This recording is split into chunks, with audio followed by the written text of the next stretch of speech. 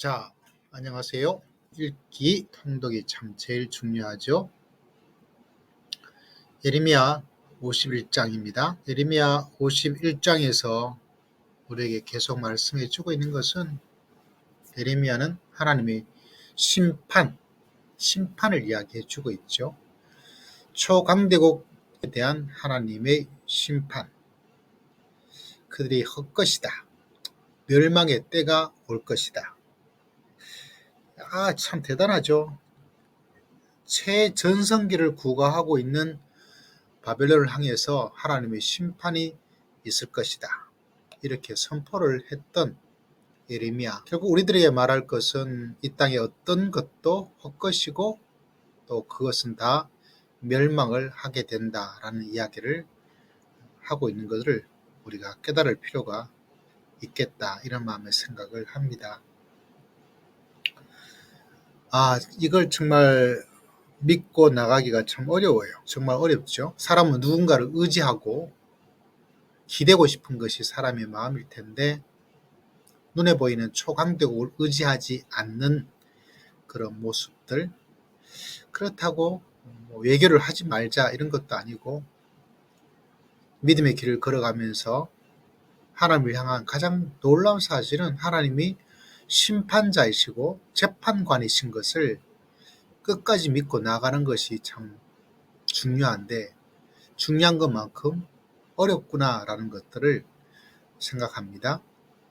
신약시대에 살고 있는 우리들을 마지막 때에 하나님이 심판하신다. 그 이야기가 성경에서는 계속 나오고 있죠. 하나님이 재판하시는, 하나님이 심판하시는, 하나님께서 상을 주시면 하나님께서 지옥과 천국의 삶을 결정하는 그 놀라운 순간, 그때를 바라보면서 믿음의 성도는 믿음의 길을 걸어가는 것이죠. 그 마지막 때 예수님께서 나에게 뭐라고 말씀하실 것인가? 저는 가장 소망스러운 저희 믿음은 하나예요. 마지막 때 착하고 충성된 종이었다. 베드로서에 보니까 하나님의 칭찬이 있고 칭찬받는 사람에게 영광과 존귀가 있다. 이렇게 이야기를 하고 있더라고요.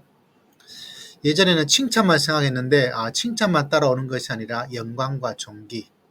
그날을 바라보면서 믿음의 길을 걸어가는 것이 참 어렵죠. 참 어렵습니다. 이 땅에 칭찬받고 싶은 것이 사람의 마음이죠.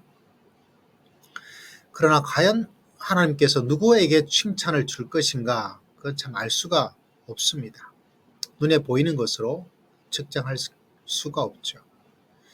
예레미야 말씀을 바라보면서 그 마지막 때에 하나님의 심판, 하나님의 결정에 어떤 모습으로 나아가야 될 것인가?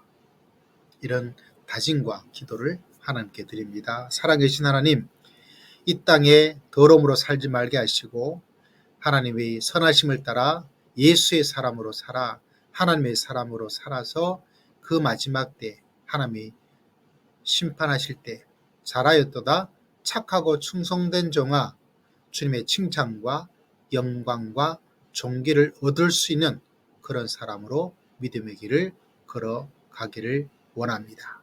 이 땅의 더러움에, 이 땅의 유익에, 이 땅의 육신의 정욕과 안목의 정욕과 이생의 자랑에 넘어가지 아니하도록 게으름과 무관심에 넘어가지 아니하도록 충성스러움으로 믿음의 길을 걸어갈 수 있도록 성령님, 우리의 삶을 붙잡아 주시옵소서.